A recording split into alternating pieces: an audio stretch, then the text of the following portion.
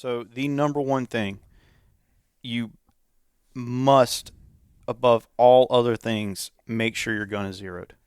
That is the number one thing I see guys failing on. So I can have a, $10,000 rifle with a $5,000 scope shooting $4 shot ammo with I had a $10,000 rangefinder at one time. Like, I can have all of the best equipment with a $40,000 thermal on the front. If that gun's not zeroed, all of it is worthless.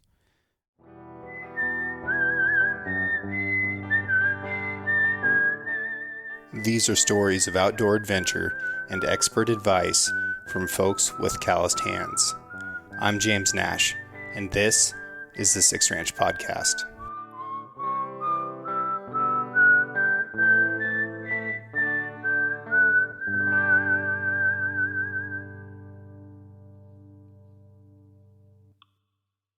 Here's the situation. Okay. Daniel Horner. Yes, sir.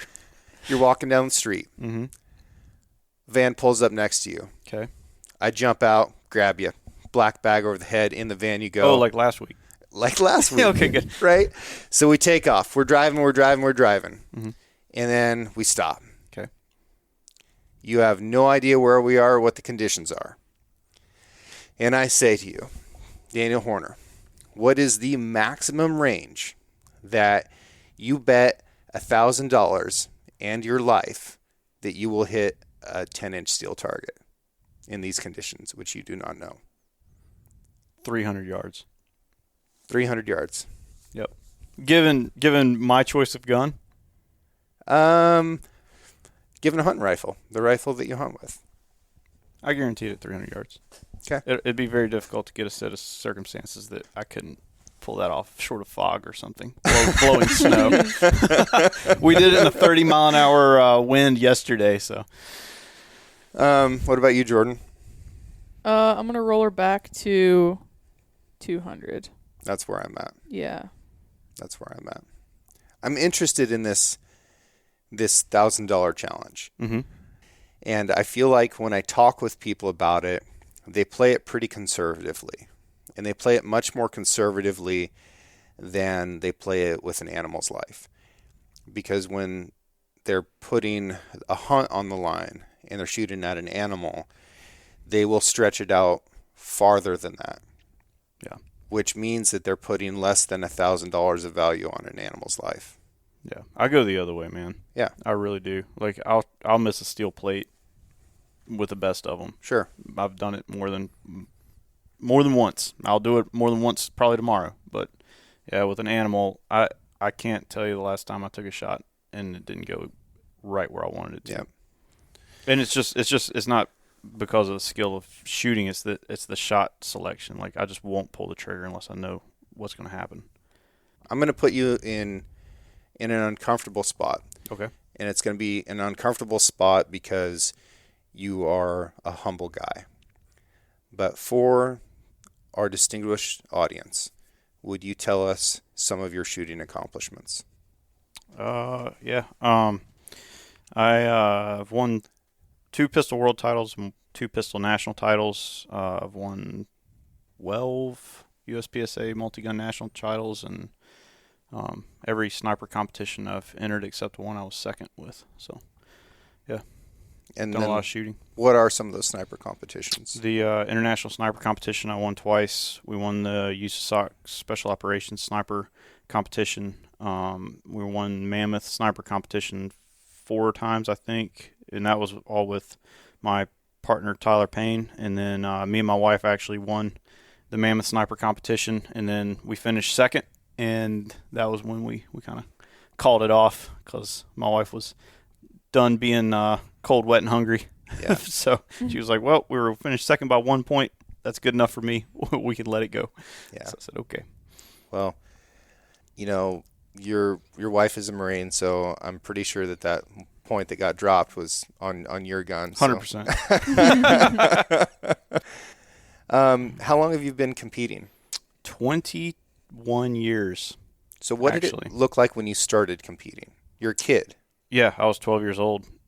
As far as the mental aspect or what did it feel like or what was I doing or? Sure. Yeah. So, I mean, I was a 12-year-old kid, so I grew up hunting with my dad. I started carrying a gun when I was 6, and got my first duck when I was 6 with a single shot 20 gauge shotgun. It was a black duck at about 30 yards coming in from the left. One of my proudest shots I've ever made. Um, and then my dad actually he owned a veterinary clinic, and he got robbed. So the guy walked into the clinic with a revolver and just stuck it right in his face and started robbing everybody. And he had a Glock in the drawer that he was standing at, but he couldn't get to it because the guy walked in with a gun. And so he brought him into the waiting room, and the guy went around, started robbing everybody, and he asked for the cash drawer. And so they gave him the little cash box, and when he laid the gun down to open the cash box, my dad jumped on him, and with another one, his kind of right-hand guy, Ben, they forcefully subdued him and turned him over to the cops. And my dad was like, well, I'm never going to be without a gun in a situation like that again. So he started carrying a gun in his pocket, and he's like, well, if I've got this, I don't want to have a gun and not know how to use it. So we started going to the local IDPA competitions, and I'm 11-year-old kid at that time. I sat in the back and stayed quiet and picked up brass and scored targets and taped targets and stayed out of everybody's way and didn't talk because I was an 11-year-old kid. So after that, and I kind of, built a reputation of not being a knucklehead, they let me shoot my first competition because I would go and practice with my dad. And so, like I said, I was 12 when that kicked off, and, you're young and it's pretty dynamic sport. So I had a tough time overcoming some of the stress of it because you got all these guys looking at you and you're doing something pretty high profile, and you're trying to do it as quickly as possible. So I had a lot of the mental side of it to overcome when I was that age. And then when I worked at it, and people talk about like, oh, I dry fired. I literally dry fired 6 hours a day, pretty much every day. I was homeschooled, so I would study and dry fire all day. And then I started working on a range when I was 13. So I would do my schoolwork in the morning, and then my mom would go and drop me off, and I would work, painting steel and moving steel and picking brass and sorting brass and loading ammo and whatever everybody else didn't want to do. And so I did that basically and I started teaching. As soon as I got good enough that I could provide value, I started teaching and did that until I joined the Army. But when I was 16 or 17, I won my first IDPA national championship. And that was a really cool thing for me because we were going into the last stage, and one of the guys, really, really good shooter, had shot earlier with the ROs because he had to go do something. I think he was a LE guy, and he had to get back to work or something. But he shot the match with the range staff before the main match kicked off, and he was actually winning the match. And so we go through this whole thing, and I remember I'm 16 or 17 years old. I don't remember. Going into the last stage was the biggest chunk of the points. Like 30% of the points was on this last stage. And I remember Rob Latham walked over, and he's like, hey, man, I can't win, but this is what I would do here, because basically he was saying, there's no way that he could shoot good enough in that moment to pull out the win, and he was willing to give me his thoughts on how to shoot the stage and everything.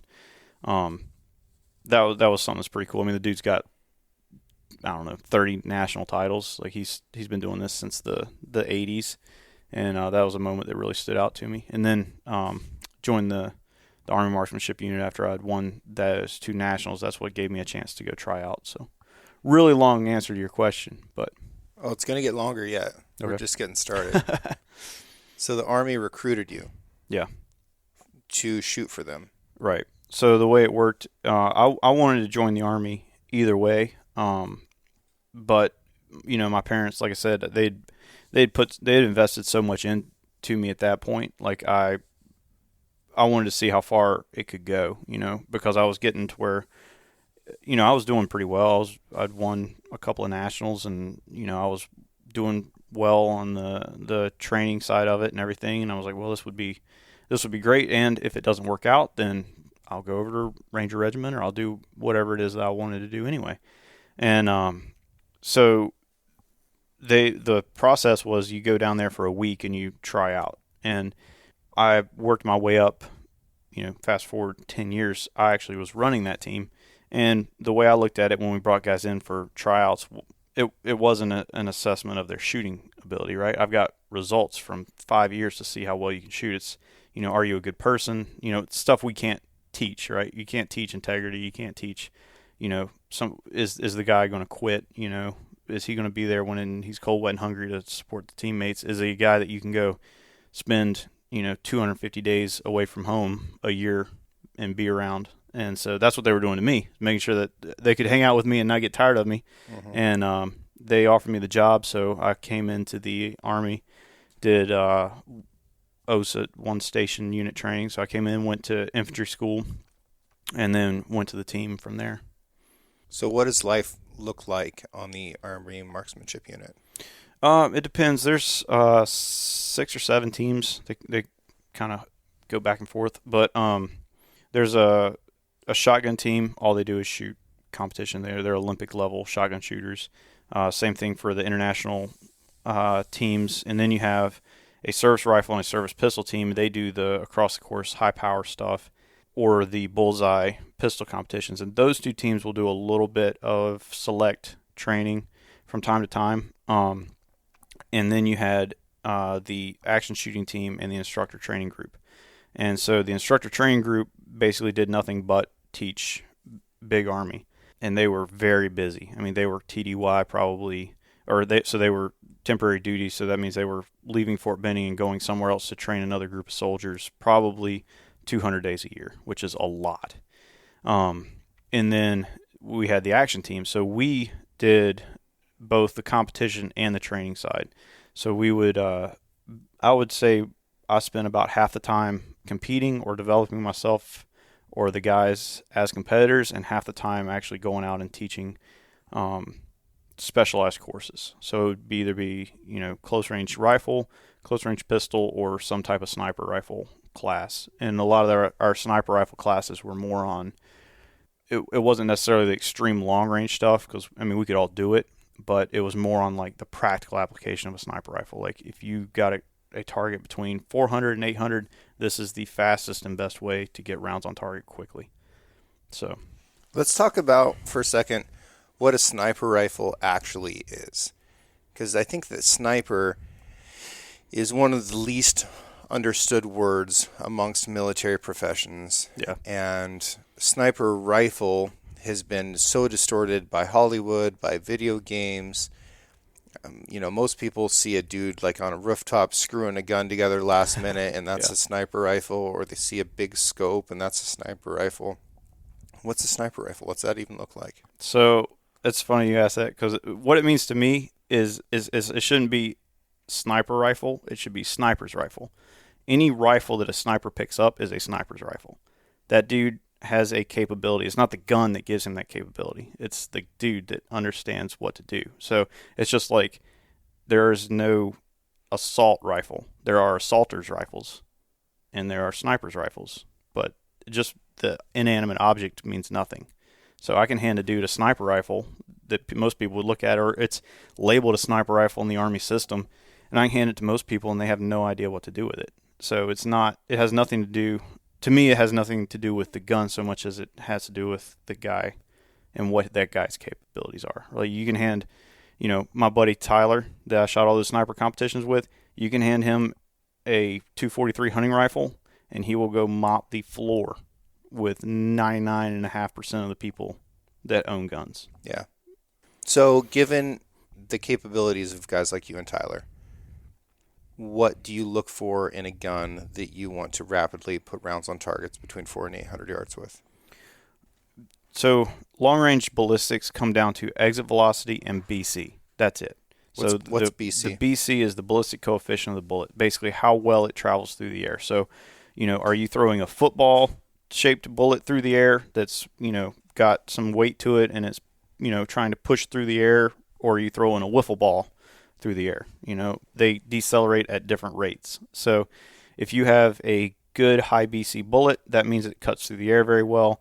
It's not as affected by wind. It covers distance further, therefore there's not as much time for the gravity to affect it as there is a bad bullet. And then velocity is how fast it's actually covering that ground, right? So if I've got a slow bullet, it's exposed to the environment longer before it actually gets to target, whereas if I've got a fast bullet, it covers that ground quickly and there's less time for wind and drop and everything to affect it. So basically to me it comes down to how hard do I want to hit that thing. If I just want to hit it, a little 6mm is all I need, right? So if they make a ton of great bullets in 6mm, you can make them go from 2,500 feet a second up to 3,500 feet a second. You just pick what case you want, how much powder you want, how fast you want to go, and you send it out there. As far as a all-around do everything caliber, it's really tough to beat the old 300 Win Mag. I can go from a lightweight bullet to a 230 grain bullet and do a ton of cool stuff with middle of the road recoil. You know, you can shoot them as long as you get a suppressor or a compensator. You can shoot a fairly light rifle very accurately.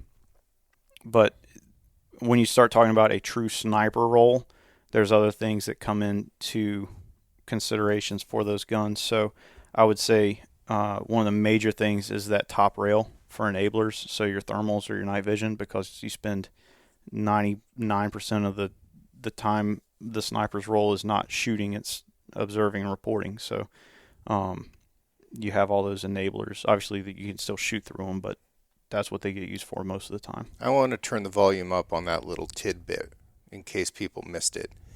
99% of the time as a sniper, you are looking at stuff. Yeah. Telling guys like you what's going on. Hey, sir. This isn't that sexy. Like, you are in an uncomfortable position in any kind of a weather, and you're just watching. Yeah. And I never got to do a ton of that. I got to spend a lot more time working on the shooting aspect, which is what everybody enjoys, and it's the most fun to practice. It's not as much fun to practice laying on a mountainside being cold, wet, and hungry, and we're supposed to be there for 3 days, and it's 4, 5, 6 days after that third day, and we're still here. Yeah, that's like we did a podcast earlier, and I've done all my experience, like mostly in all this like long movement stuff outdoors was in the Army. So you put on your clothes and you put on your ruck and you walked from wherever you were to wherever you were going as fast as you possibly could. And you got there and then you did whatever you're supposed to do there. It wasn't like, oh, you know what? We're going to go up to the top of this hill and then we're going to change layers on our clothing. And, it turned this whole thing into something that was very enjoyable. Like it was great. Like, yeah, it was raining, but you know what? I had the right gear and I actually had my wet weather gear on instead of in the bag. I never really understood why we just carried the wet weather gear around. But you don't actually wear it? No, you don't wear it. No, I don't know why you would. No, it doesn't make any sense to wear it. Yeah, but it better be. It better be there inside your bag. Yeah. No. Taking it for a walk, man. There's so much craziness that happens in the military, and I'd done a lot of the backcountry, some of the tougher hunts beforehand, and then we started doing these long humps and stuff. I was like, there's a better way. There's a substantially better way than this way. And you just have to remind yourself. Yeah. Like, you're saying you did all the hunts before you went to the military. Yeah. Oh yeah, I'm so glad that I didn't have that experience. Yeah, I would have been just a little ball of hate walking around, even worse than I was. And I'm 5'8". Tyler's 6'1" or so. So that's not fun, dude. And he goes 15-minute miles, whether you've got freaking 30 pounds on him or you got 80 pounds on him. And so for me to go 15-minute mile, I mean, and we're talking obviously like flat. We're not talking Alaska, Kodiak mountains. We're talking like go on the road and freaking burn it down. So for me to do that, it's literally walkie, runny, walkie, runny for hours. Yeah. Yeah. Sucks so bad. Dude, the slinky effect. Oh, it's the worst. When you have a company or a battalion of dudes on a march is so brutal. So what happens, for those who are uninitiated, the dude in the front is walking at a pretty good clip. And then chaos ensues. And eventually the gap that is supposed to be one arm's reach to the dude in front of you turns into one arm plus 4 inches. And that happens over the course of 1,000 guys. And then the guy... Somebody starts yelling. Yeah. Touch a guy in front of you. And you realize that you can't, and then everybody has to sprint. And the poor dude in the very back ends up having to sprint as fast as he can for a quarter mile to catch up, and then the slinky collapses, and then she starts growing again. If you ever want to understand this, Google how traffic slowdowns happen, because it's exactly the same way. The same reason you go down the highway and all of a sudden you're like, why were we stopped? There was nothing here. That's exactly what we're dealing with. Yes. Go from 80 miles an hour to stopped. It is so painful. And the other really unfair thing that occurs, and at least this is the way the Marine Corps does it, when you fill out who stands where when you're marching, they put the tall dudes in the front. Yeah. Right? So the little guys with little tiny steps, they've got to be in the back where the most running occurs. They're just sprinting everywhere they go. It's great. It's great. Yeah. The good thing is you're using top of the line equipment. So good boots and all. Nothing but the best.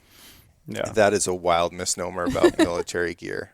And then we get in like for what me and Tyler were doing, it was all the sniper competitions. It was like you're competing against the best dudes in the world. So it's like, here you are here and you are going here. Do you understand? Yes.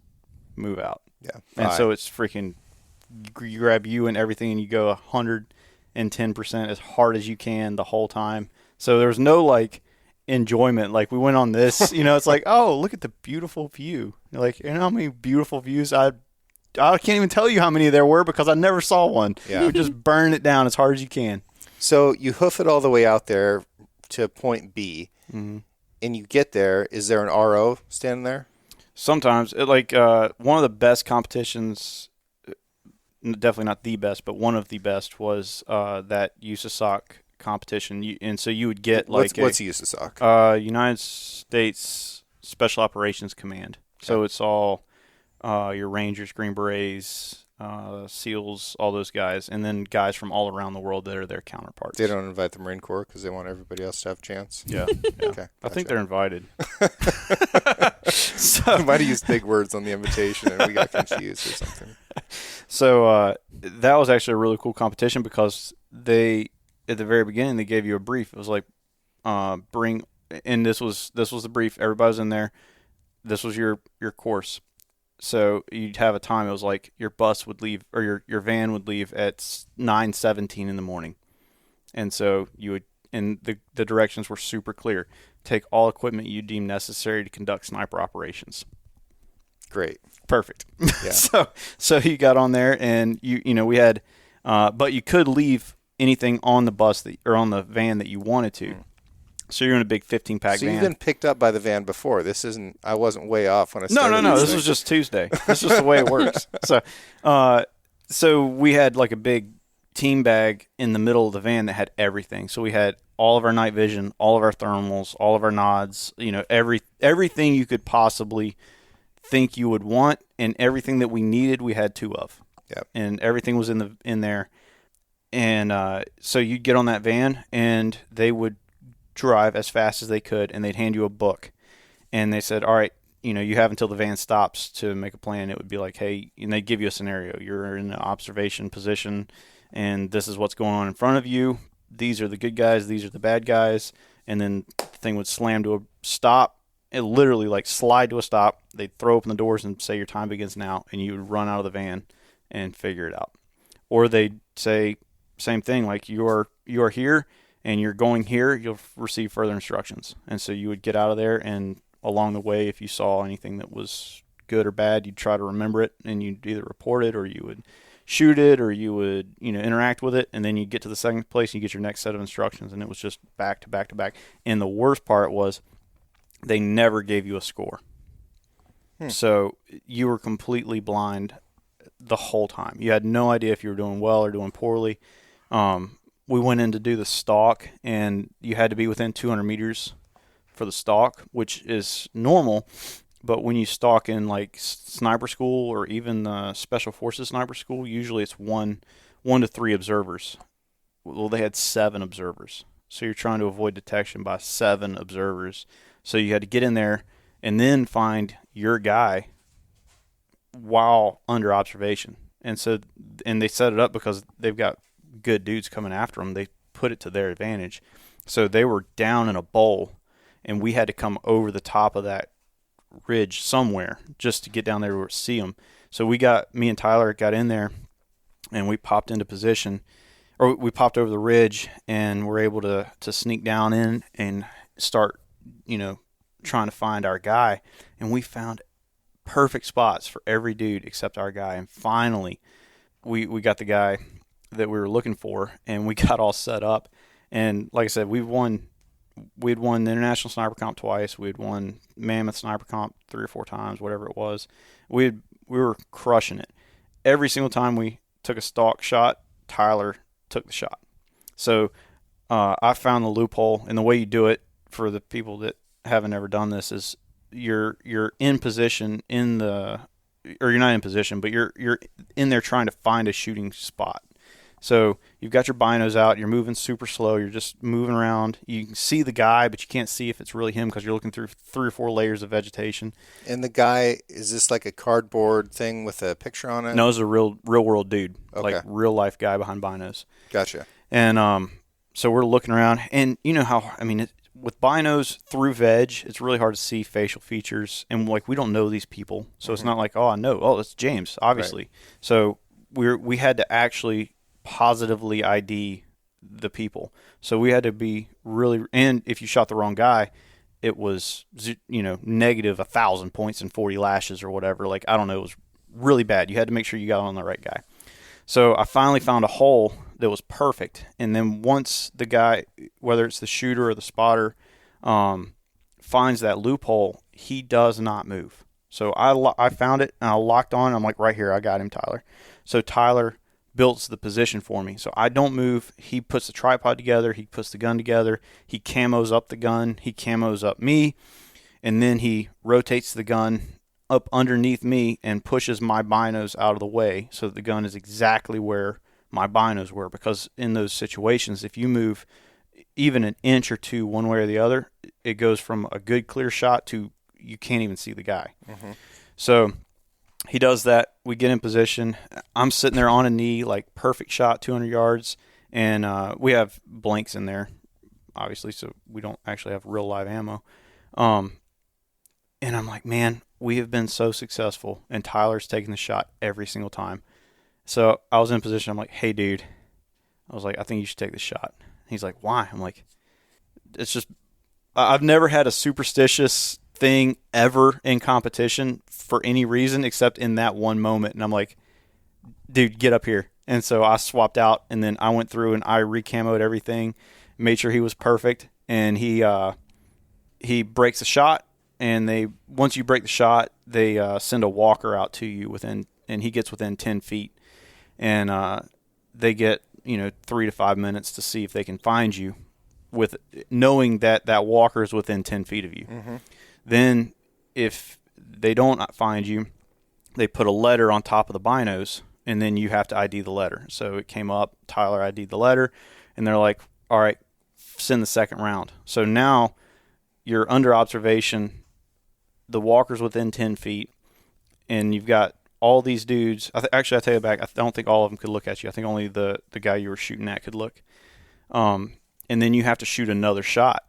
So you've got a blank coming out of that gun. So if you kick up any, they call it toss salad or any type of vegetation disturbance, they'll key in on that and you're busted.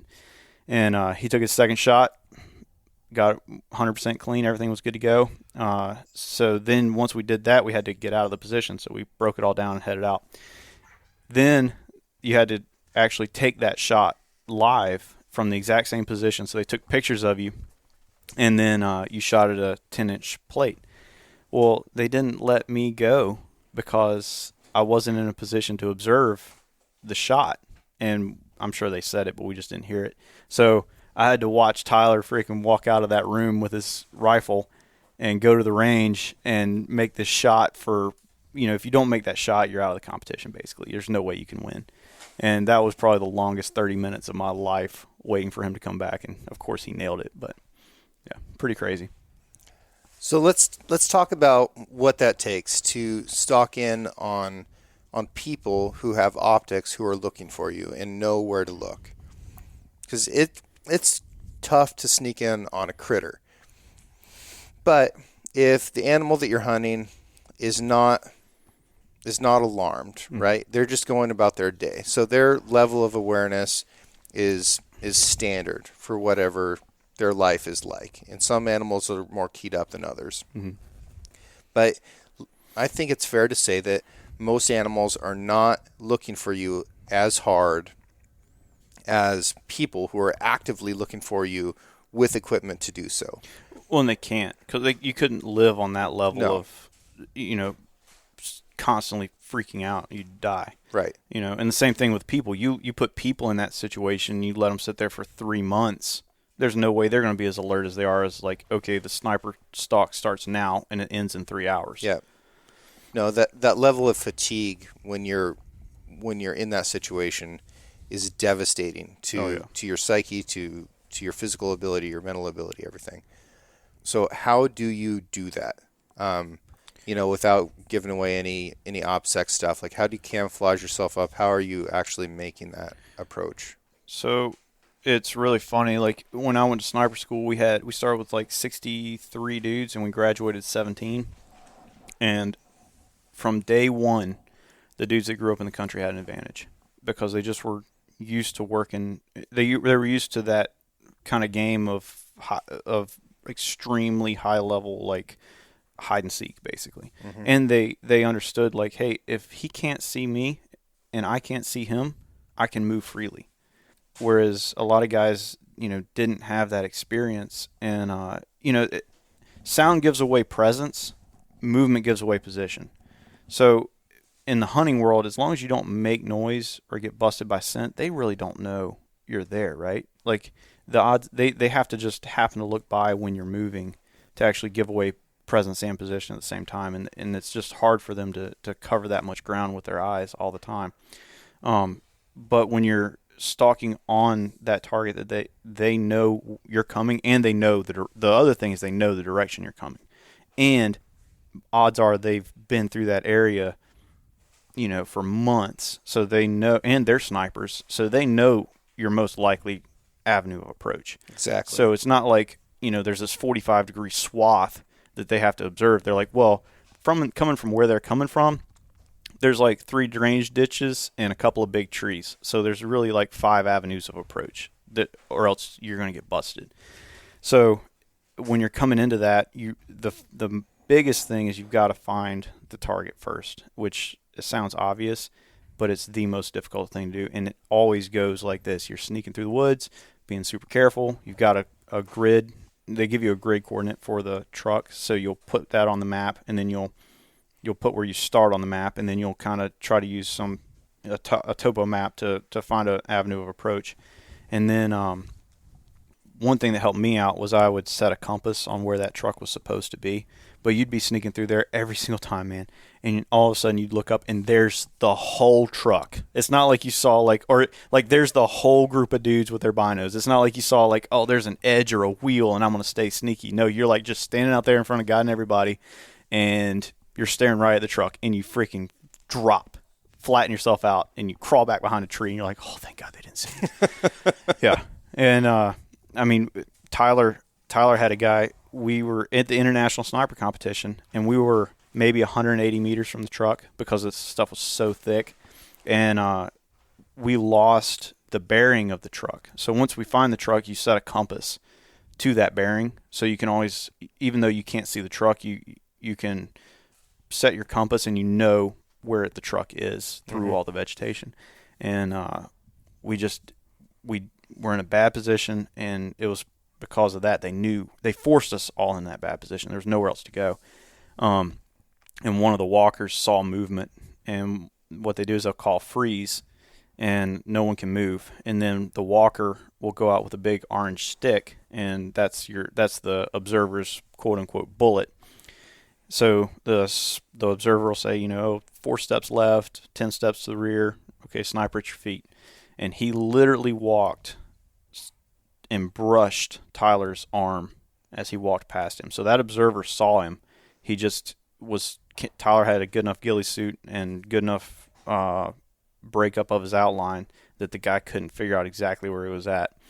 And both of us were sitting there staring at each other, about to have a heart attack. It was really bad.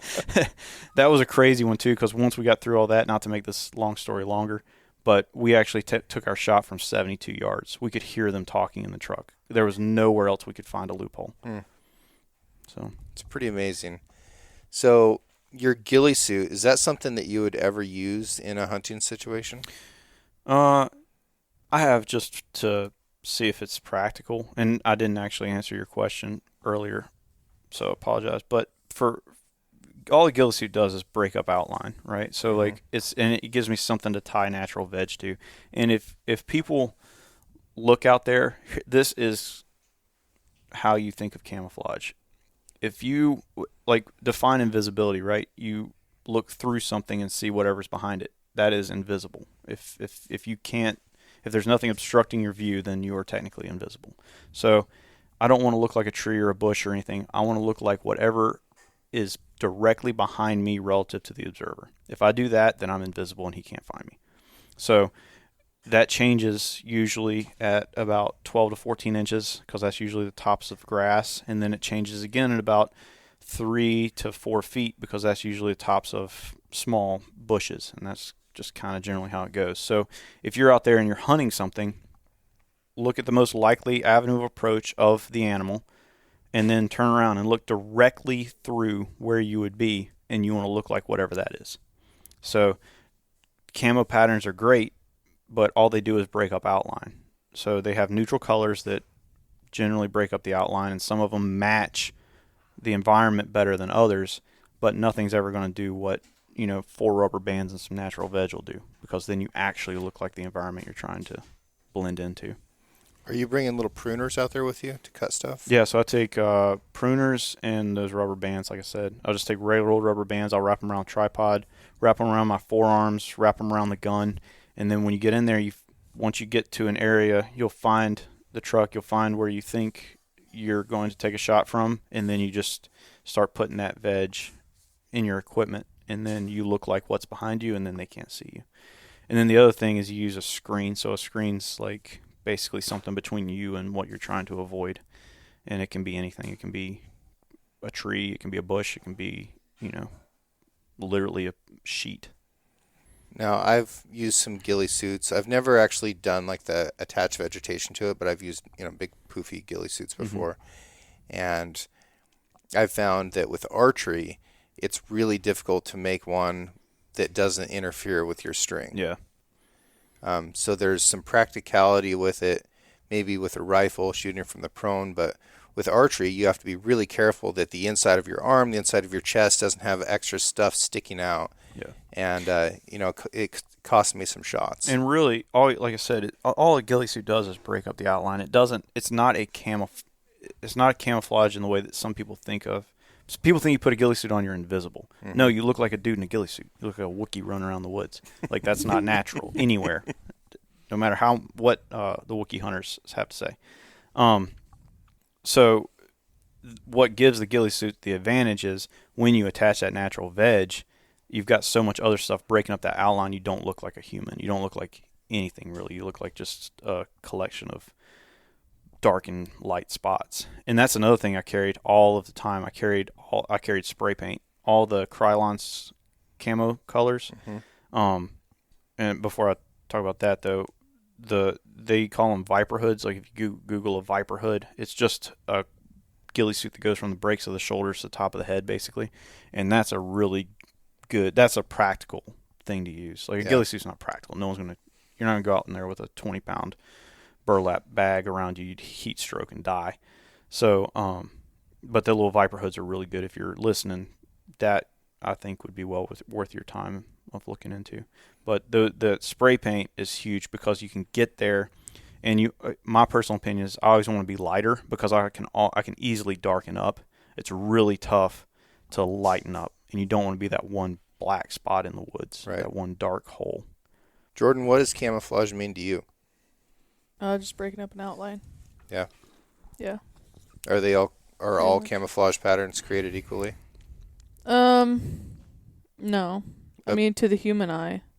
Objectively, kind of what are you looking for in the actual colors and design of camo? That's a good question. I've never gotten asked before, James. Ruh-roh. No, I think you definitely don't want to be too dark. It's interesting. I was wearing the first Sitka pattern that came out, whichever, like the open country, whatever. The concrete stuff. Yes. Yep. And where I was at, in Nebraska, it's more of like a golden brown grass, like pretty light. So I was wearing that stuff, and my dad came over the hill driving down the road, and I was walking alongside a hill, mile and a half away, and he said it looked black. Mm-hmm. I thought that was interesting. Yeah. Camouflage is something I think about a lot. I love it. I love camouflage. Get real geeky about it. I like negative space camouflage. So I consider positive space camouflage stuff that is like an item, like a picture of a limb or a leaf or something like that. I consider that positive space. I consider negative space everything that is behind that thing that you can identify. So one of the first like real negative space camos that I ever came across was ASAT. It's like, wow, this isn't a picture of sticks and twigs. This is the stuff between spaces. Like, I like that. Now I'm in the background. That stuff had so much black in it, it really didn't click for me. But it was interesting. It was a step in the right direction. I think the first digital camouflage pattern was flannel. And if you think about what plaid flannel was big digital blocks, and then it faded out into smaller dots around the blocks, and it was red and black, red being a color that's not part of the light spectrum that deer and elk can observe. And I hear old timers be like, oh, well, we got it done in red plaid shirts. Like, yeah, you did. That was the first digital camouflage pattern. And digital came on strong with the military later on with some of the contracts that the Army and the Marine Corps bid on, and that was all fine and dandy. And we've started to move away from that a little bit and gotten away from the fractals and pixels a little bit more. And there's more of a blend of colors where you start to see a spectrum, like a wash, a fade of one color from tan to brown. Mm-hmm. I love stuff like that. What I think really clicks for animals is that they have so many colors on them. And a deer, if you look at it from 100 yards away, you can be like, oh, that deer's gray or that deer's brown. But a lot of times, a deer can just vanish right in front of you. And if you pull out one hair of a deer, it has 9 colors on that single hair. If you pull out one feather of a hen mallard, it's got 57 different colors of tans and browns on it.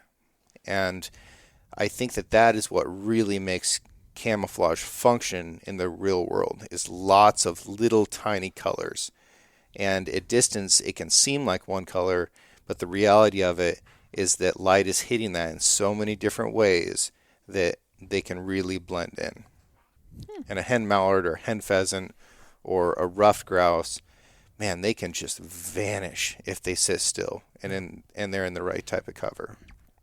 Another thing that kind of drives me crazy is a lot of camouflage is green. We were stuck on green for a long time. There's some green that works. There's some green that I like to look at, but there are no green mammals.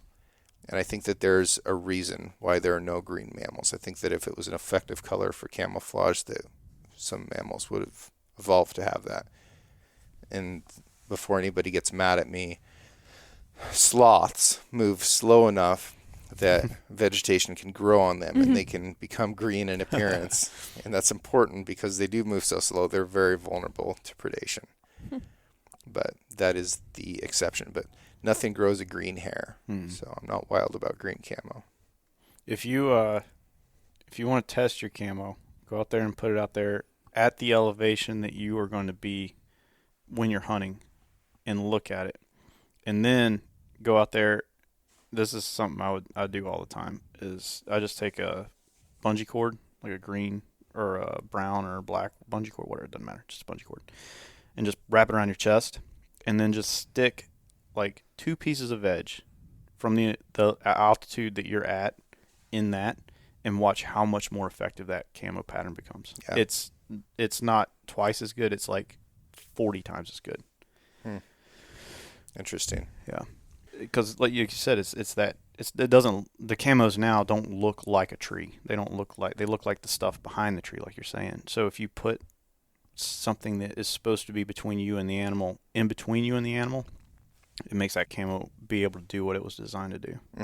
I love that. I'm going to go try some stuff when I get home. Super good. I that's why, like, you know, those rattle cams of Krylon, I'll paint you up a tripod that you can put out there, and you will never, ever, ever see it. I better not do that because I am a lever behind Me too. of things. Yeah. All right, cool. There's two things that I really want to get into here. Okay. The first thing is practice, and the second thing is execution. Okay. Oh, that's a couple of short topics. And we don't obviously have the time to go into these with the depth that we could. And we're going to do more of this later, folks. We're going to do more of this later. We're going to call this 101, or maybe like remedial, if you will. Familiarization. So this is a class you've got to take to get into the class. But how many rounds would you say you've fired if you had to take a stab at it? Oh. I've got one pistol that's got 540,000 rounds on it, so I've got, I would say at least 1 million, maybe close to 1.5 million bullets. Okay. Somewhere in there. So I'm just trying to help people understand the amount of experience that you have and the focus that you've given towards constant improvement, and the way that focus and that experience has become turning you into what you are, which is the best shooter in the world on the face of the planet. You are the best at firing guns of all the people. And I love that. And I love that I get to have you as a friend and as a resource. And I love that you're a resource for other people. And I want folks to realize what a tremendous resource you are. Like, they can talk to the person who's the best at doing this thing and ask questions and get answers. And that's kind of what I want to get into here. So, you know, you've taken this broad world of shooting, everything from tactical handguns to shotguns to freaking sniper rifles and everything in between. And you hunt on your own time. You go on these really difficult hunts like what we're doing, and you're making it all happen. So with that said, what are some actual real world practicing things that people can do? Practicing is expensive. It's very expensive to shoot a lot of bullets. So that can be a limiting factor, but it doesn't necessarily have to be expensive.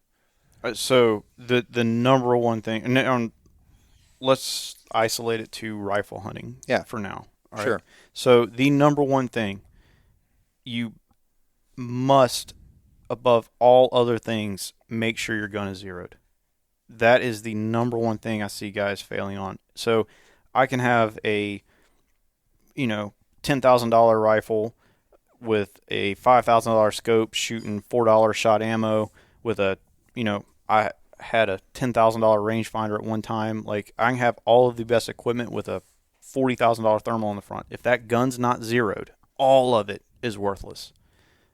And there's nothing I can do about it because I'm not even going to know where that first bullet goes until I pull the trigger. Right. So I cannot stress to you how concerned I am with a rifle zero. I zeroed these guns that we brought here no less than 3 times because, again, I was bringing guns for other people, which they have to be perfect. I want my stuff perfect, but if it's somebody else's stuff, I'm going to go through it every single nut and bolt and make sure it's exactly right. But the zero has to be good because you cannot be in that moment when you're being tested and have the doubt of, is this bullet going to go where I think it is or not? And I see guys all the time like, oh, it's good enough, or oh, I zeroed it last year, or, oh, I'm shooting 3 different types of ammunition. Like it's stuff that in the grand scheme of the expense and the cost, whether it's monetary or time, all of that stuff could be totally for nothing if you don't have a gun that's zeroed. And I can't tell you the number of times I've seen guys go in the woods with unzeroed guns. So tell me if I'm correct in my process. So what I'm going to do, let's say I pull a rifle out of my safe. Mm-hmm. Probably doesn't have a scope on it because I have too many freaking guns right now. Yeah. So I grab a scope, I put it on the gun, Yep. I grab some ammo, I go out, I put up a target at 100 yards, I lay down, I go bang, and it hits 3 inches to the right. And I, mill it out on my scope. It's like, okay, I need to move it over, mill and a half, move it over, bang, hit center, reload, bang, hit center. I'm like, I'm good to go. And now I'm going to shoot a target at 300 yards. I'm going to shoot a target at 500 yards. Like, make sure that, what I think my muzzle velocity and my ballistic coefficient is clicking. If I get, decent impacts within 3 or 4 inches at those ranges, I'm probably just going to go hunt with the damn thing. Yeah. I wouldn't say there's anything wrong with that. Is that good Yeah, enough? That's good. Yeah. I mean, at the same time, like, I take it, and it's all relative to how much time you have, but, like, on something like this, I zeroed those guns in 3 completely different environments as far as lighting conditions and all that, because I wanted to make sure that zeroed that day was zeroed every day. And sometimes you'll see, like, you come out there and you're half inch left, half inch right, or whatever. But no expense is spared, no fail on zeroing the rifle. That gun will be zeroed before I go somewhere. Got to do it. Yeah. No, I will not go in the woods with an unzeroed rifle. How good is good enough? I mean, to me, it's perfect. It's got to be perfect. there's no good enough. It's binary, 1 or a 0. It's zeroed or it's not zeroed. Yeah. But yeah, after you've got that down, and that's something that intimidates a lot of people. And one thing I'd like to tell everybody, the way to make it easier on yourself is when you're looking at your turrets. I mean, for years I would turn turrets the wrong way. I won a lot of competitions and I would still turn the turrets the wrong way. The whole sentence is, I'm going to move the bullet to the right 3 inches. Mm-hmm. So if your bullet hits left 3 inches, I'm going to say, I'm going to move the bullet to the right 3 inches, and then I go to the scope and I turn it that many clicks to the right, because you're moving the bullet. You're not moving the crosshairs. So you're moving the bullet, whatever it says the increment is on that scope. And if you can just remember that the whole sentence is not, right 3 inches. I'm moving the bullet right 3 inches. Boom, I make the adjustment. That will keep you from getting lost left and right. The other thing is start close. Start at 25 yards where you're going to be successful. Point in the middle, shoot a shot. You want that bullet to be about an inch and a half low. Once you've made that adjustment, you go out to the 100-yard and then you zero. And that'll probably save you some ammo. It'll save you a ton of ammo. And I actually got a target that I made 4 guys in that makes it super easy, that I'm hoping that we'll be able to get out next year. Cool. Yeah, it does everything for you. You say you have this type of scope, you hit here, it tells you exactly how many clicks to move it. That's nice. Yeah. It's really nice. If you're shooting, and this is something that it's happened to me and I've seen happen to a lot of people, they have a hard time zeroing and they end up chasing the bullet all over the map. Yeah. And they start doubting their equipment. So first of all, you got to define success. And for me, with the type of guns and the type of ammo and the type of optics that I'm using, like, it's got to be under an inch. There is a pile of ammo out there. I'm talking the vast majority of the ammo won't shoot under an inch. Right. Now, it'll shoot 3 bullets that group under an inch because the bullet's got to land somewhere. Mm-hmm. But if you did a 20-shot group on that stuff with the best rifle in the world, that group would be 2.5 inches, right, because that's what the ammo is truly capable of. So to me, I don't, especially with hunting, unless you know your equipment, you know your bullets, if you're shooting anything that's not a match level ammunition, do not adjust a scope with less than 3 bullets on target. Do not shoot one and then shoot another. Do not shoot one, make an adjustment, then shoot another one, because you could easily be on the bottom side of the group on one shot, make the adjustment, and then you're on the right side of the group and you're like, oh, my scope's not moving the right way. Well, you're shooting a circular group that's 2.5 inches. So if you just imagine around that bullet, that radius, then imagine that size of a bullet impact on your target and what you would need to move. Yeah, I've seen guys shoot $200 worth of ammunition. Oh, yeah. Because they were trying to save money. So they're adjusting on every impact. Every impact, yeah. And there's, I've got maybe 2 rifles that I would say are good enough that you could do that and be completely confident. But it's so much faster to shoot 3 bullets, minimum of 3 bullets. So I shoot 3 bullets, make the adjustment, shoot 3 bullets, make the adjustment, then I'm generally in the middle. Then I'm going to shoot 5 bullets in the middle there. And that's all I'm going to do. I can zero a gun in 10 minutes if I do that. I shoot at 25, I get it about an inch low, I go to 100, I shoot a 3-round group, I make the adjustment, and generally the next group is in the middle. And there's no way it will take me more than 10 bullets to do that. But if you go out there and you start at 100 and you shoot one shot and you try to make an adjustment, you can be there for boxes and boxes of ammo. Yeah. I've seen me do it. I've seen me do it, too. It's frustrating. That is the voice of experience telling y'all. I've done it. Yeah. Not fun. Mm-mm. What's your process, Jordan? Just for sighting in? Yeah. It's dang near the same of what you guys just said. Yeah. Really shoot it in at 100 and then always try to get the groups. We did a little scope switcherooskies right at the beginning of this hunt, and I ended up, throwing on a scope that I'd brought from home that was on a different gun, whatever, and, swung the stock out of the way and bore sighted it on the corner of a target at 100 yards, and the first shot was on paper, and Daniel was spotting for me, and I saw the bullet impact, knew where it was, milled it out, and was totally expecting you to say, come left 2 mils. And Dan goes, give me another. Bang. Hit about the same spot. And I was like, all right, surely it's adjustment time. Give me another. Bang. I was like, does this guy think that I don't know how a gun works? Give me another. Bang. I turn around and he goes, we got lots of bullets. Yep. Yes, we do. And, that was a much better zero. It was a much better zero than I would have come away from that with. And my level of confidence and hoofing it up the mountain and, all the things. Oh, yeah.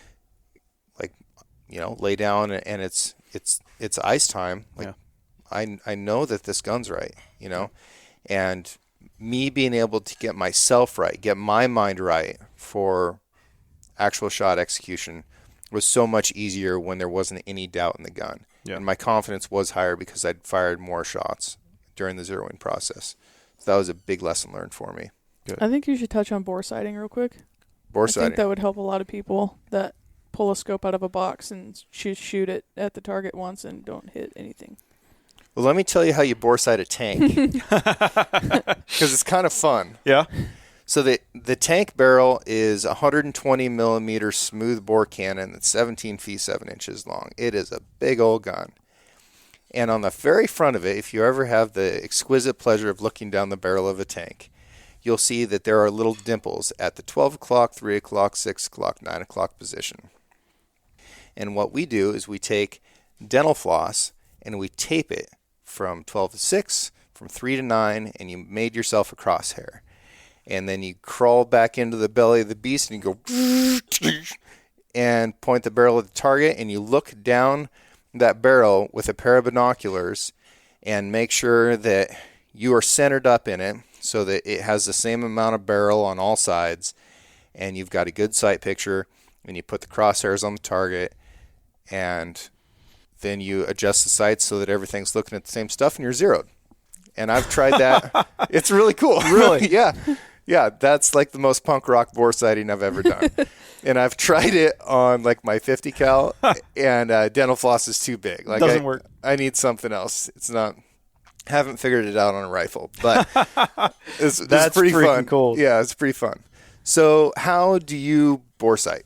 So, I bore sight, take the bolt out, obviously, set the gun up, and make sure the gun is not moving. And then I find some small object. I look through there, try to get concentric circles, and then I adjust the reticle to where it seems to be pointing where the bore is pointing. How far away are you looking I want that to try object. to get out at 200 yards, somewhere in there. Okay. That's the best. And at the AMU, we had a guy, and he was our test guy, and he tested all the service rifle guns, and they tested them at 600 and 1,000 yards.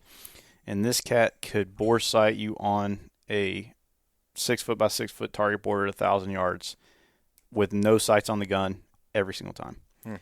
I have done it bore sighted and been within an inch, and I've bore sighted and not been on paper. Yeah. So, I still, even though I bore sight, I still use the same deal. I start at 25 yards. It just saves bullets and frustration.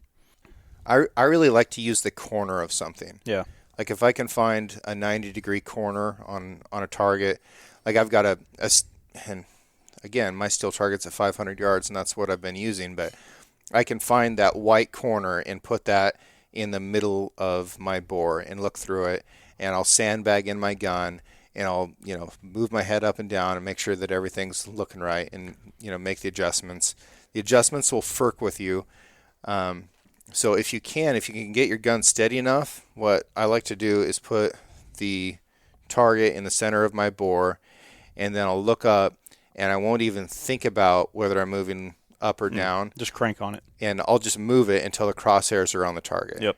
And I've probably moved the gun during that. So then I'll come back and, realign the bore with the target, look back up. Okay, now we're good. I'm ready to send one out there. Yeah, try some paper. See what happens. So why 200 yards? Just greater than 200. Greater than 200. Doesn't matter. I mean, I've done it on, Okay. Yeah. Try to, yeah. I personally don't put a lot of stock in it. I've seen it work really well, and I've seen it work really badly. But if I can get it to where it at least hits paper at 25, that's the fastest way to get a zero. Just get it on paper at 25, make the adjustment, and get out at 100. And that, I've seen guys try to save money by saving ammo, doing it, bore sighting it, and trying to put it out at 100. Man, it never works out. Yeah. It might work out once. It won't work out over 100 zeros. Yeah. I've seen some wild stuff in bore sighting. I've seen dudes try and do it offhand. Oh yeah, that's my favorite. It's like that's some freaking punk rock stuff you want to talk about. If you can bore sight a gun offhand, you are another level. Yes, you are a bronze statue. Yes.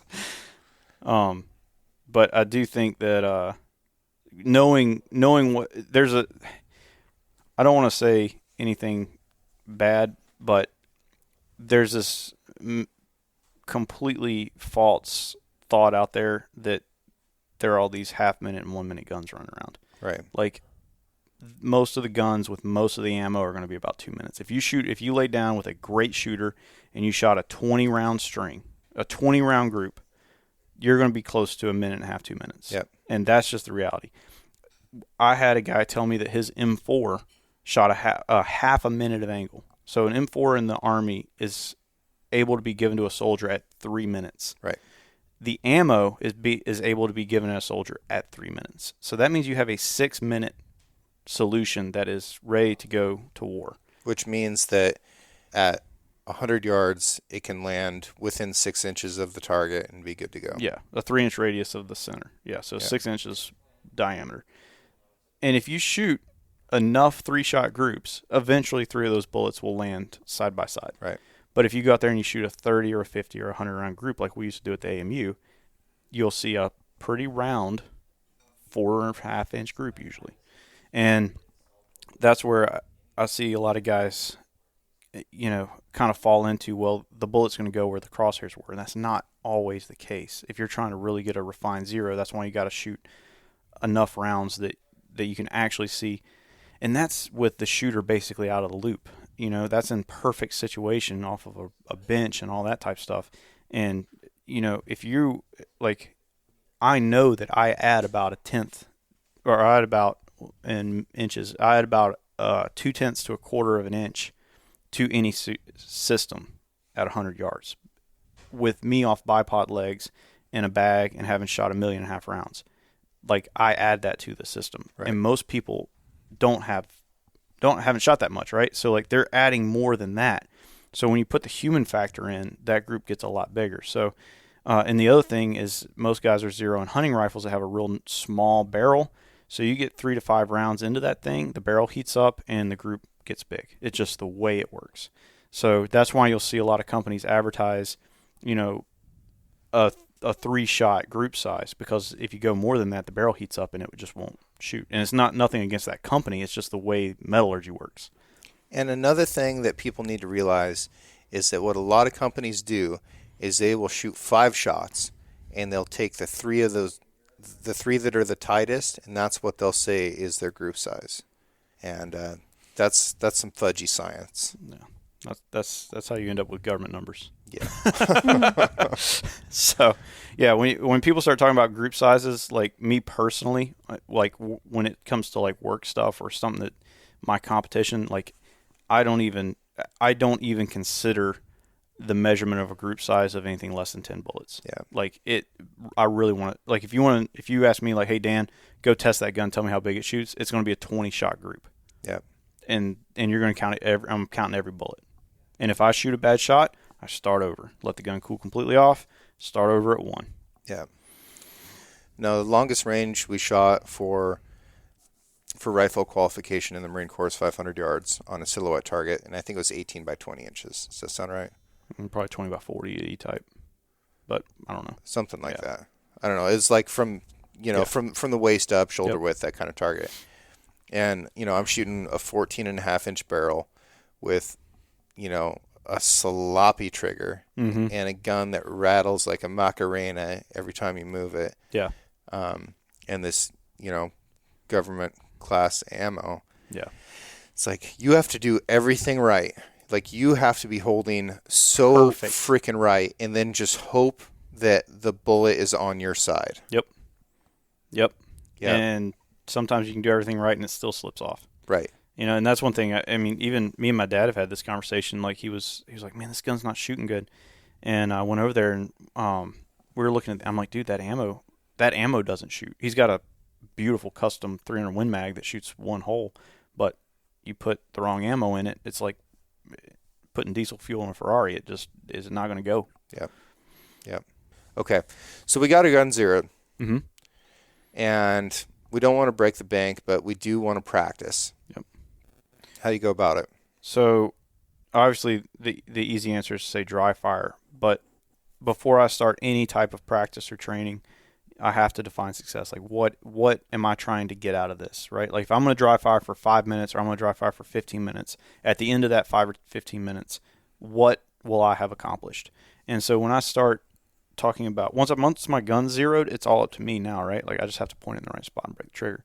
So I need to train in an environment that's similar to where I'm going to be tested. So you can dry fire a prone position off bipods, but if you don't think that that's where you're going to actually take your shot from, it's training a useless skill, right? Because it's never going to be tested. So think about what your most likely shot is, and then practice that shot dry as far as building the position. And then the biggest thing to me to practice is the process of putting that bullet on target. Once you get to that position, what am I going to do and in what order? So I say rep wind, REP wind. So range, first thing, elevation. So if I have to dial or hold, I know exactly where I'm holding. Position, the position has to be good enough to allow me to hold the target that I'm trying to hit. And then wind, so direction and velocity. And then I apply that hold and I break the shot. So REP wind, I do it the exact same way every single time. As soon as James says, hey, shoot that deer right there, first thing I do, pull my laser rangefinder, boom, okay, he's 250 yards. As I'm moving into a position that is going to be stable enough for me to engage that deer, I'm either thinking about my hold or I'm applying the come up to the scope. I get into position and make sure that my position will hold the center 60% of the available target area. So on a deer, you say it's 10-inch circle or so in the lung area. Yep. So if my hold needs to be 6 inches or better. If I'm getting wobble outside of 6 inches, I need a better position. So once I build a position that allows me to hold the center 60% of the available target area, I look at the wind because I'm getting ready to fire the shot and I need to know the wind conditions right now. So I look at the wind most of the time. unless you're in Kodiak, Alaska or somewhere in the Midwest, it's really not going to be too much of a factor. But if it is, you want to know wind direction and velocity and apply the correct hold, and then I'm going to break the shot.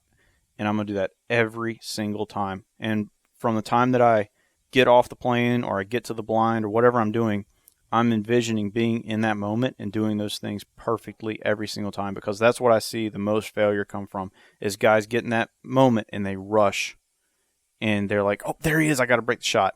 And they get that buck fever, they get the target panic, whatever you want to call it. They rush through that process and they wound an animal, they miss an animal. You know, it's crazy what happens. Well, that's very cool.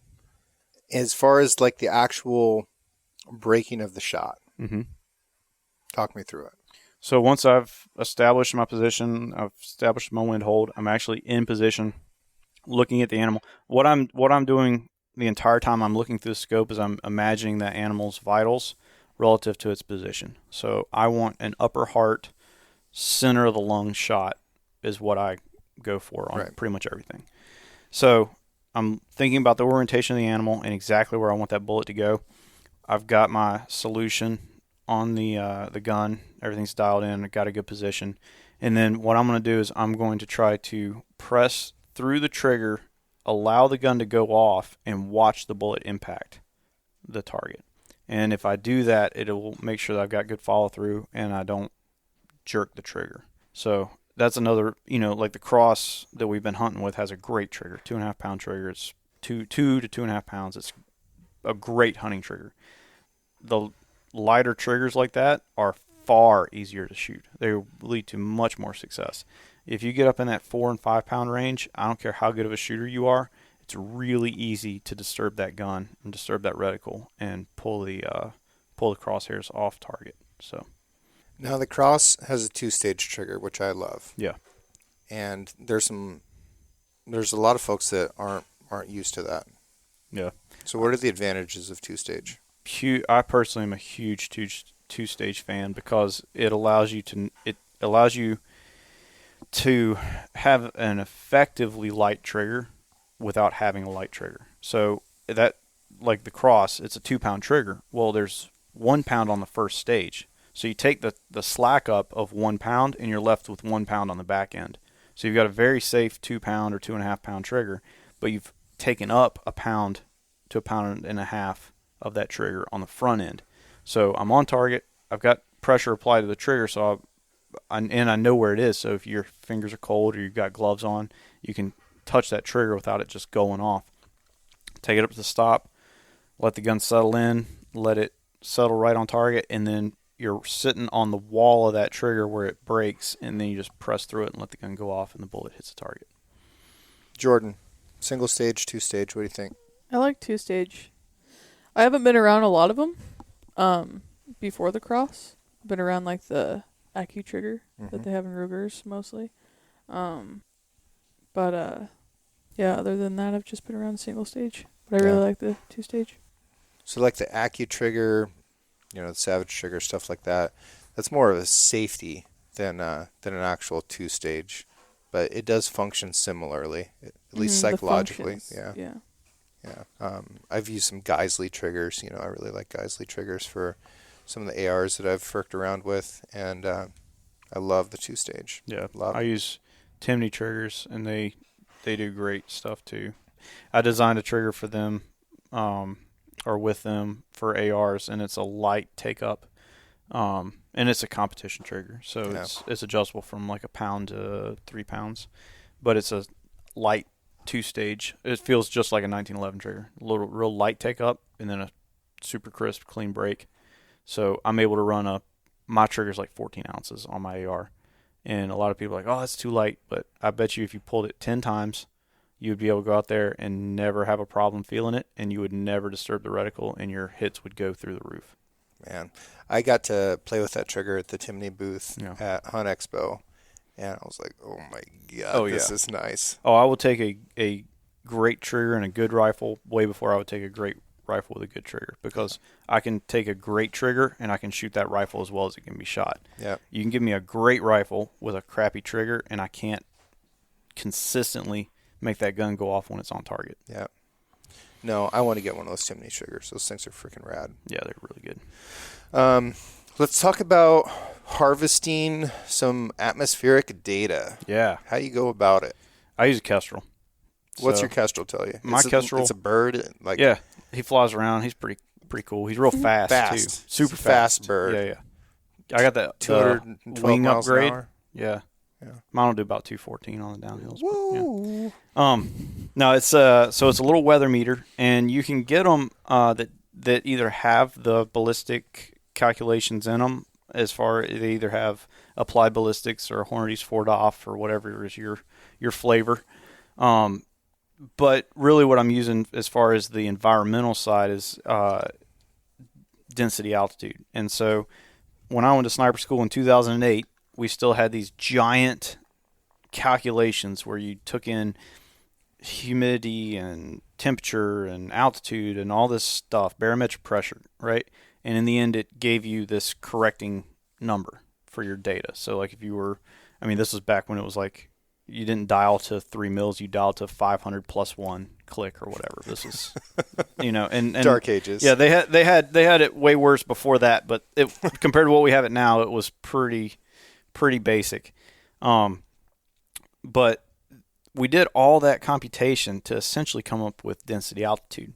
Apparently, the aviation world has known about density altitude about 3 minutes after the Wright brothers. And snipers just kind of were a little late to the game.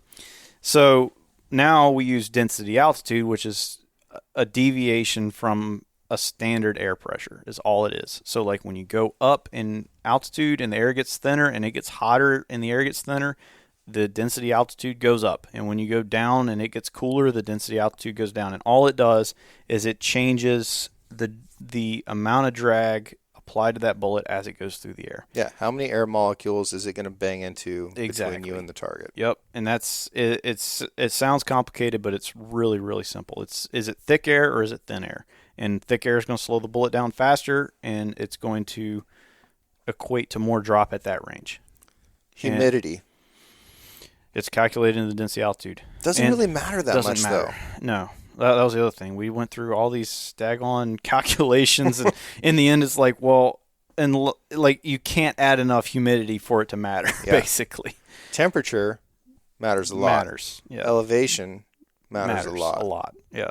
But realistically, if you go in with a middle-of-the-road density altitude, which is about 5,000, out to 600, you're plenty good, man. Sure. Like, it's good enough. Yeah. And you can get in there and, argue that point, but, if you're shooting a common-sense bullet with a common-sense velocity, at 5,000 feet density altitude, out to 600 yards, you're plenty good, man. So I've had some angry thoughts a couple times when people want to talk to me about the Coriolis effect. Oh, yeah. Because they watch Shooter. Yeah. When does the Coriolis effect actually matter? I am not good enough to calculate it. I'm not good enough to need to calculate it. Gotcha. So, yeah, if you're at the Earth's equator, and again, man, like you're talking about stuff that is numbers on a computer. Yep. It's not bullets in flight, Yep. right? Like if you're on the equator and you're shooting perfectly east and west and your target is greater than 1,000 yards, then mathematically you could potentially see a difference. That being said, I know guys who have put targets up not at the equator, but real dang close, 1,000 yards away to the west and 1,000 yards away to the east, and they've shot both targets, and the group size, it's within the group size. Right. So, there's going to be some scientist out there that tells me I'm crazy and gives me the math problem on why I'm wrong, but I haven't met the guy that's honestly good enough to calculate it in every single time. And basically what this is the concept that you're shooting so far that while your bullet is in the air, the Earth has moved. Yeah. And now the target that you were initially aiming at is in a different location by the time your bullet gets there. It's closer or further away. It's the same reason that a flight takes longer going to the west than it does coming back to the east or whichever direction it is. Yeah. Like I said, man, when you put bullets on steel, there's a lot of other stuff that matters. A lot more. How do people learn wind? Wind, I would say the bullet drop is science. The wind is art. Yeah. Like, you have to have experience. You got to shoot in it. You got to shoot in it. Yeah, like yesterday, or was it yesterday? Yeah, Yeah. yesterday. I made Day before yesterday. day before yesterday. That's right. Like, Patrick had his goat out there, and we had the kestrel. This goat was 327 yards away, and we had the kestrel. And if you put the kestrel over the cliff that we were laying on, it was reading between 22 and 30 miles an hour of wind. And I'm looking at it, and like, I'm running through the numbers, and we were watching the goat for quite a while. Finally, I'm like, dude, it's a center hold, like, it's coming right at us, and I couldn't tell you. I could tell you what my thought process was, but I couldn't prove any of it. Yeah. And he put that bullet. He aimed right in the middle of that goat and put that bullet in the perfect spot. And but it had died down. It was probably a 20-mile-an-hour wind at that point. It was a center hold. Yeah. And I don't think that you can make that call without having shot a lot of bullets in wind. So a kestrel can tell you what the wind is doing where you are. Yeah. But to tell what the wind is doing between you and the target, you need optics and intuition. Yep. And so the way to use a kestrel, you'll see a lot of guys, and especially on TV, they pull the kestrel up and they point it to the wind and they lay down and they put a hold on there and shoot. That might work in some flat grassland in the Midwest where you've got a sustained 35-mile-an-hour wind that is just constant out of one direction. But what air moves like water. So, where we were, you've got multiple cliff faces, and that 30-mile-an-hour wind that was where we were was realistically only where we were, because the air was coming in like water, hitting that cliff face, and it was compounding and shooting up out of that valley. And the way you use any type of wind meter is from the moment that you hit the ground and wherever it is you think you're going to shoot. Whenever the wind blows, you pull that thing out and you see what the velocity of the wind is, and then you start looking at your environment. And you look at the trees, and you're like, okay, in a 6-mile-an-hour wind, this tree does this. In a 12-mile-an-hour wind, this grass does this. And you start making those little correlations as you go through your day, so that when you're in that moment and you look through those binos, you're like, oh, look at that tree doing the same thing. That tree, that wind is 8 miles an hour probably. And then you just start eliminating as many variables as you can, and you make the best guess you can in the margin of error that you deem acceptable, and you send that sucker out there and hope it's good enough. Yep. But hope is not a course of action. And when we're dealing with an animal's life, you are taking all of the data and all the experience that you can bring to bear and making a decision based on that. Yeah. Yeah. And people don't appreciate how hard that stuff is. I see these guys on TV making these shots out at 1,000 yards. Man, I know what it takes to do that, and there's no way you can do that stuff consistently. Yeah. And anybody that wants to argue will go to a range and will shoot, because I've seen those guys that make those shots not hit the berm at that distance. I love these laser beam bullets, these high BC bullets, as much or more than just about anybody. Yeah. But I also really love shooting a 308 when it's windy. Because that's when you learn. And Peter Howell is a great person to talk about this. The 308 will teach you, because it is slow, and it's a bullet that gets very much affected by the wind, but it's still capable of going out there and hitting a target. Yeah. So go get yourself a 308 that the ammo is pretty affordable for, and learn what the wind does. There's a reason that competitions are shot with 308s. It's not because it's easy to shoot them. It's because it's hard to shoot them, and it provides the biggest gap between people. Yep. You see a lot of guys, or I've talked to a lot of guys, and like, oh, they use this in Palm, or the reason that they're using that stuff is because it's the most difficult cartridge to shoot, and it provides the point gap that you need in a competition to evaluate people. Like, you can miss the wind on a 6mm bullet going 3,000 feet a second and still be okay. Yeah. So I love to practice with a 308. I love to hunt with a 7mm 08. Yep. And it affords me some things that the 308 does not offer, but otherwise they're a fairly similar deal. Yeah. It's just one of them's going to buck the wind a little bit better. Yeah. When I shoot competitions and stuff like that, I use whatever is appropriate. But when I go hunting, I use the highest BC bullet, going the fastest that I can get my hands on, because I want that bullet to go exactly where I want. I don't want to ever wound an animal. And that's another thing that gets overlooked all the time is bullets. Guys do not, bullet design is incredibly important, and they're not all equal. And you need to take a bullet that's going out there to do what you want it to do. And do not skimp on ammo. Buy the best stuff that you can buy. Yep. And just because you're hitting the target, that's just external ballistics. Right. Yeah. Right? What it does on the inside is what I care about. Yeah. So, yeah. So there's a lot of match bullets that are great on steel and great on paper and do not perform well on game. No. And they can perform well on game.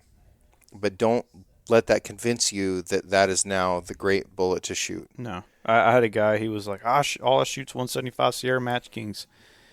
If it's good enough for Army snipers, it's good enough for me. I'm like, well, Army snipers wouldn't be using that if they had the choice. Like, that's what they have to use, And the reason that it worked well on the animal that he uses as an example is because it hit the rib on the inside, on the near side, and it yawed that bullet sideways, and you had a 175 grain Match King going through the chest cavity sideways. Yeah. It wasn't because that bullet performed the way it was supposed to. Yeah. Jordan, does wind ever blow in Nebraska? Yeah. A couple days a year. Yeah, it does. You ever We got shoot a in lot the of wind? Yes. You like it? Yeah. It can be interesting. But yeah. Yeah. I love going out on a windy day. Yeah. And my home range is complicated, and it will trick me. It tricks me all the time because I've got to shoot. I've got to, typically the wind is hitting me in my back at my shooting location, and then I've got two opposing crosswinds between myself and the target, depending on the time of day and the weather system that's coming through. And if it's weather wind, it's, big huffle puffle wind, man, it is anybody's guess sometimes. And oftentimes I'm shooting by myself, so I'll phone scope the shots in slow motion, which is a little bit painful to take a shot, go back, review it, actually find the shot and follow the trace. But that's where you learn, is when you can watch that trace, that vapor trail of the bullet going out. It's like, ooh, she's drifting right, she's drifting left, she's coming down. It's good. Yeah. Right in the middle. Nope, that one missed. Oh, yeah. And that's, using that center 60% of the available target area is, if you keep that in mind, it will save you a lot of heartache. Because, so I think about that, like on these goats, we had like 12, 14-inch circles. So realistically, I needed to know that my bullet was going to land within about 8 or 9 inches diameter circle. So if I look at that wind and I say, all right, well, the wind is between a 12 and a 15 mile an hour. So I've got 3 miles an hour of margin of error. So I go in and I figure out how much that 3 mile an hour of drift is. Okay, well, that's 3 inches. Well, there's 3 of my 8 inches that's eaten up. Well, I'm shooting a gun we're shooting that cross. It's under a minute gun. So if my target's at 300 yards, 3 more inches is eaten up.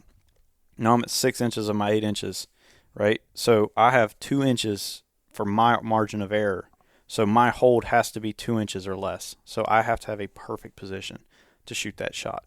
Right. And since your shot is now at 300 yards and change, that margin for error is less than 1 MOA.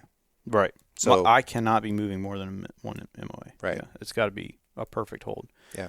And that's how you get guys that don't. I'm not saying they don't ever miss, like I miss like everybody else, but when it's an animal's life on the line, there's very little doubt that bullet's going to not go exactly where I plan it to go.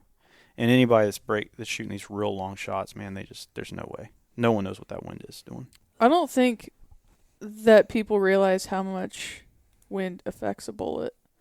Like, really like get it. Yeah. Because I was at the range with one of my buddies, and I had him shooting my 6.5. And I gave him a wind hold. It was like 550 yards, I think. I gave him a wind hold. And he turns around and looks at me, and he's like, that's off the target. Like, yeah, I know. Guarantee it. I know. I was like, just shoot. And I was just like, center. Yeah. Like, he is center. But So if he was at 550 and had shot at the range at 550 and didn't have any wind, then he goes to shoot at an animal, has a little bit of left to right, animal standing to the left, and he hits in the guts. Yeah. Mm. And he was truly like, holy cow, like it was clicked. Like it clicked. But there's a lot of people it's just not going to click with. Yep. You know? So this was the gun that my wife took on an elk hunt. It was a 6.5 Creedmoor. And at 500 yards, 1 mile an hour of wind is 2 inches of drift. So, yeah, think about that. 1 mile, right? And I don't care what anybody says, you cannot call winds in the field closer than 2 miles an hour. The best guy in the world. So if I call it a 5, it could be a 4 or a 6, right? Like, the more you start getting into stuff, it's a wonder we ever hit anything. But, it's something that cannot be taken lightly, or you will clean miss an animal, which, that goat I shot, I knew exactly where that bullet went, exactly where it impacted, because I had taken all this stuff into consideration. I would be devastated, if that didn't happen. It didn't go right where I wanted it to go. And I feel like maybe people are picturing us in the field with goggles and pocket protectors and lab coats and laptops, and we're like, click, click, click, click. I'm not like that. Okay. Yeah. I will totally exceed that level of nerdiness back at home. I will. But in the field, I pick up my freaking 2400 ABS rangefinder that I put 5 miles per hour of 9 o'clock wind into, and I go bloop, and it says my wind hold is 1 mil, and I go, I think that's 10 miles per hour. So I'm going to hold 2 mils. I'm going to hold 2 mils. Mm-hmm. Yeah. And Big Cindy's, here it goes. It's not that hard. We have the tools to make this stuff easy. What we have to do is understand that you have to have the tool. Yeah, and you have to respect the fact that you need the education. Yes. It's, all the equipment and all that stuff, all it does is it extends your effective range. But with that range comes responsibility. And you're responsible for educating yourself on this new equipment and what it actually takes to utilize it to its fullest capabilities. Yep.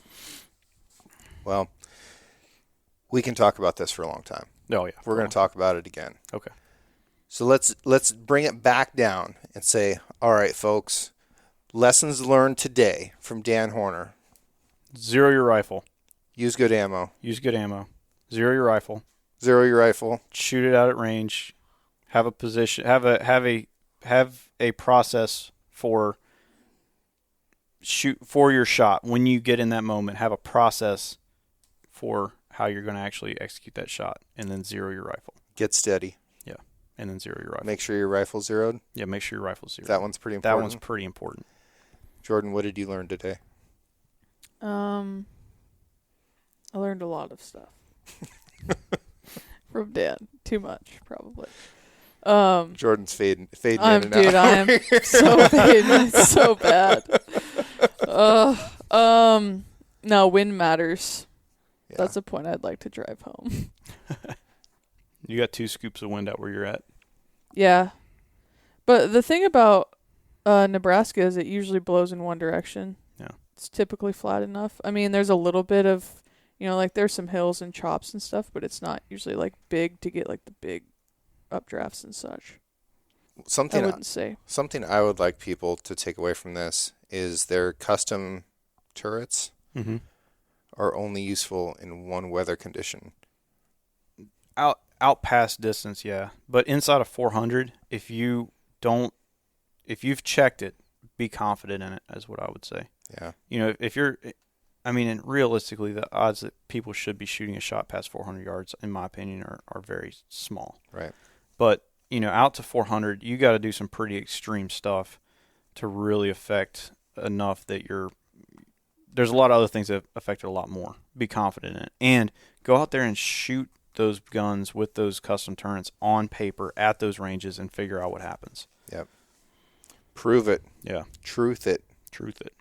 Where can people find out more from the two of you? Jordan.bud on Instagram. Mine is daniel.horner3gun on Instagram, or email at daniel@danielhorner.com. Do you answer people's emails and messages and stuff like that? Yeah. Now, like, I haven't when I'm like in the woods and stuff. So if I don't get back to you in a day or two, don't come after me. But yeah, I'll get back to you. What about you, Jordan? Yeah, most days. Yeah, I do. Can you tell me anything about like some cool places to hunt public land in Nebraska? I will not answer those. I'm over answering those. Dude, you don't get a hold of an outfitter in the area to ask where to go on public land. Don't do that, people. Lots of people do that. They do. Everybody does it. Yeah. No, that's frustration. If you're one of my boys, you can do that. I might garhole you like freaking crazy because I think that's funny. I'm not that nice of a person. But no, if you're just reaching out to an industry professional and you're looking for information, don't ask for a spot, man. That's not a cool thing to do. Yeah, or I would say, not to go too crazy, but if you're going to ask about an area, know about the area you're asking about and, like, road names, drainages. Like, pick some spots that you think you would want to go and then ask about those spots. I had a guy he sent me a message or whatever and was asking about mountain lions in Nebraska. They did a really limited draw, only certain people, like, they didn't have very many tags. They split it by Highway 20. The highway that runs, like, northwest corner of the state runs east and west, like, right by our house. So the guy said he had a north tag, and he was asking about a few, if I knew anybody that would let him go on. And so he ran a couple of people's places by me that were in the south unit. And I was like, oh, yeah, but they live in the south unit and you have a north tag. And he's like, oh, I honestly haven't even looked at a map. And to this day, it just gets my blood boiling. I'm just like, are you kidding me? You want me to just hand you over some people that I know. Like, you want me to just hand them over to you and let you go on their place, and you don't even know where the boundary is for your tag. I could go on. I won't. But I could. It just makes me so mad. Well, now that we've got Don't Jordan, be dumb. Jordan now that we've got Jordan awake. Okay. Thank Thanks, you, James. guys. Thanks.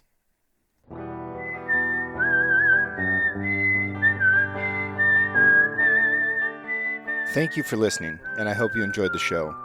This episode was edited by Emily Brannigan, with original music written and performed by Justin Hay. Artwork for the Six Ranch podcast was created by John Chatterlin and digitized by Celia Christofferson. If you enjoyed the show, I encourage you to share it with a friend and subscribe.